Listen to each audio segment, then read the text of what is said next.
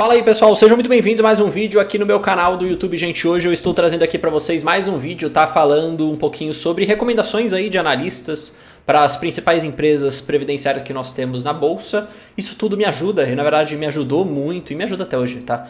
A tomar minhas decisões, a entender o momento de mercado, e hoje eu quero falar aqui para vocês um pouquinho sobre preferência dos analistas ali do JP Morgan para bancos, tá?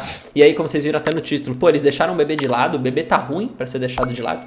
Quero trazer minha opinião sobre isso, então deixa seu like, se inscreva no canal, aproveite e faça parte da comunidade de membros aqui do meu canal do YouTube, tá bom, pessoal? A gente tem lives exclusivas, você tem acesso a uma planilha de preço-teto muito rica, com projeção de dividendo, preço para você pagar nas ações, tá? Fora ali um grupo com mais de 500 pessoas para trocar ideia de mercado no dia a dia, para aproveitar as oportunidades. Então testa, clica no botão aí ou no link que tá na descrição, tá bom, gente? Bom, vamos lá. Saiu essa notícia e eu achei interessante fazer o vídeo pelo seguinte motivo. Não é para você sair copiando os analistas. Eu sempre faço esses vídeos e eu sempre falo a mesma coisa. Não copie os analistas. Agora, entendam o que eles estão falando, porque ele pode te trazer insight muito interessante. Seja insights positivos, mostrando que a empresa que você tem possivelmente é uma empresa boa, ou até, a depender do momento, eles estão mandando às vezes você vender uma empresa que é boa, e você, por ter uma estratégia diferente da deles, você acaba comprando, pegando um preço mais interessante, porque grandes casas, grandes bancos trazem pressão, tá? Então, se por exemplo, a recomendação é de venda, você pode ter uma pressão negativa e você pode acabar tendo mais margem de segurança para comprar. Tá bom, gente? E olha só, o JP Morgan aponta preferências táticas em bancões. Primeira questão que você tem que olhar aqui, tático.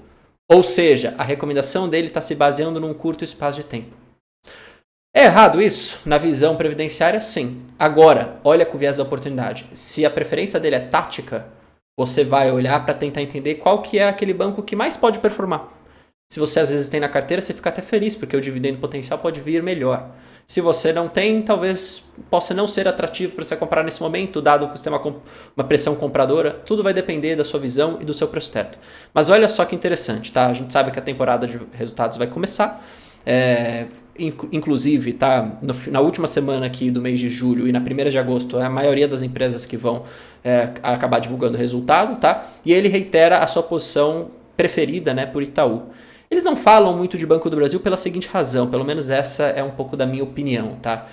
Todas essas casas de análise, os grandes bancos, eles sempre foram muito céticos quanto a estatais, tá? Por incrível que pareça, por mais barato que esteja Banco do Brasil, eu vejo muito ceticismo dos analistas recomendando comprar esse papel. Porque, de fato, é muita incerteza quanto ao governo, o governo muda, as coisas mudam, mas a história nos provou que Banco do Brasil é um banco que tem se blindado bastante. Os resultados têm melhorado. Então eu tendo a, entre aspas, ignorar um pouco essa questão estatal. Mas no final do dia eu não ignoro. Por quê? Porque está no meu preço teto. Acho que essa que é a grande visão aqui. Como a gente tem uma visão mais de longo prazo, a gente não precisa ficar tão vidrado nisso. Ai meu Deus, será que amanhã ou depois de amanhã vai falar algum político, sabe? Questão de longo prazo meio que te blinda um pouco disso. Mas eles reiteram a posição por Itaú. Bruno, você discorda disso? Cara, não. Itaú é um banco excelente, não tem como negar. E digo mais, pode fazer parte sim de uma carteira previdenciária a depender do preço que você paga. Nesse momento, por exemplo, se você fosse olhar só para 2024, eu não gosto de fazer a conta assim, mas você teria margem de segurança. Tá? Por quê? Porque a gente tem uma projeção de dividendos na casa dos 8 e pouco para Itaú. Tá? Ou seja, é um banco que está te trazendo um bom resultado, um ROI alto, e mesmo assim te paga um dividendo interessante. A questão toda é o momento certo para você se posicionar. Eu, como estou passando por um momento hoje, né, de concentração da minha carteira, eu não quero ter mais ativos, eu não estou adicionando nenhum banco. Pelo contrário, recentemente, inclusive, também vendi minha posição em Santander para aportar tudo em Banco do Brasil. Então eu quero concentrar mais. Por diversas razões não faz sentido falar aqui no vídeo, tá? Mas quem me conhece há mais tempo sabe, os membros sabem disso. Mas eu não colocarei Itaú por conta disso. Agora, se eu não tivesse nada e falasse assim, Bruno, você tem espaço para 2 bancos, qual que eu colocaria? Banco do Brasil e Itaú, para ser bem transparente com vocês, tá? Olha só que interessante, vamos ver o que o JP Morgan fala aqui do Itaú. Deve registrar mais um trimestre sólido com 22% de ROI, tá? De novo, isso aqui representa crescimento frente ao ano passado, frente ao trimestre passado também, mostrando que uma coisa muito boa ainda pode melhorar, tá? Forte posição de capital e também valuation bastante atrativo, tá? Veja, é o Itaú negociando a 7 vezes. Acho que a primeira questão aqui é, se você comparar com os pares, claro que Itaú negocia com prêmio, beleza? Mas é uma justificativa, é um fato porque historicamente é o melhor banco em termos de resultado. Os resultados são muito sólidos por muitos anos, então sempre negocia com esse prêmio. O Banco do Brasil negocia sempre com um pouco de desconto? Sim, por conta da participação estatal. Então entender essas nuances é interessante. Olha o que eles falam aqui, com rendimentos de 8 a 10%. Se você não acredita nisso, passe a acreditar. Por quê? Por conta justamente disso daqui. Como o Itaú está com uma posição super forte de capital e a sua rentabilidade e a sua lucratividade tem aumentado e na verdade tem permanecido a patamares muito altos, não faz até sentido em termos de eficiência para o banco ficar com tanto capital assim, sendo que ele já supera de forma tranquila, vamos dizer assim, os níveis regulatórios ali de Basileia. Só para você entender como é um setor regulado, você tem que manter um nível ali de capital dos bancos, tá? Eles não podem operar, de certa forma, abaixo aí dos níveis regulatórios, tá? Por isso que a gente olha muito para o ROI, que como o banco trabalha muito com patrimônio, né, acaba sendo uma métrica super interessante de olhar.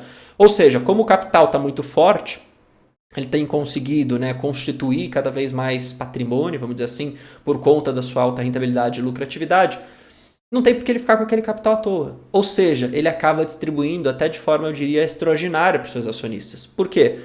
Acaba recompensando, acaba sendo uma forma de retorno também. Por isso, esses rendimentos de 8 a 10%, tá bom?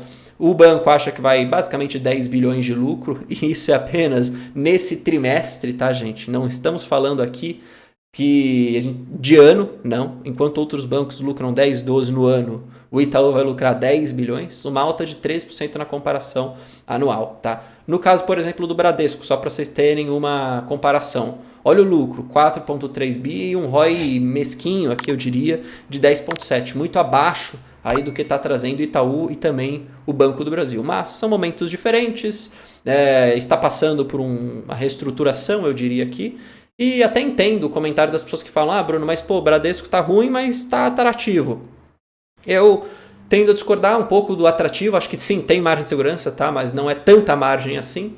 E aí quando eu olho para os pares, como o Banco do Brasil e como o Itaú, vendo que tem margem também, mas já com resultado melhor, eu iria me expor a Itaú ao invés de Bradesco, por exemplo. Mas como eu falei no meio do vídeo aqui, eu só tenho o Banco do Brasil e pretendo ficar apenas com o Banco do Brasil na minha carteira, tá bom? Para você ter uma ideia, hoje nós temos as ações do Itaú, ações final 4 a 34,16 e as ações final 3 a 29,30. Bruno, qual você compraria, tá? Como eu não tenho problema para a liquidez e o dividendo é distribuído igual entre a 3 e a 4, eu iria para que tem mais margem de segurança. Portanto, Itaú final 3, que é a ação ordinária. Se você acha que tem problema de liquidez e tudo mais, eu acredito que só se for um investidor muito grande você teria esse problema, aí você vai para final 4, mas lembra que você vai ter um pouco menos de margem de segurança, beleza? Bom, é isso, espero que vocês tenham gostado desse vídeo. Se gostaram, não se esqueçam de deixar o gostei, de comentar aqui embaixo a sua opinião. E, de novo, sempre passe aí, assista os vídeos que por acaso você perdeu, os antigos, tá? É um vídeo por dia ou às vezes até 2, dependendo do cenário. Tamo junto, valeu, falou, até mais.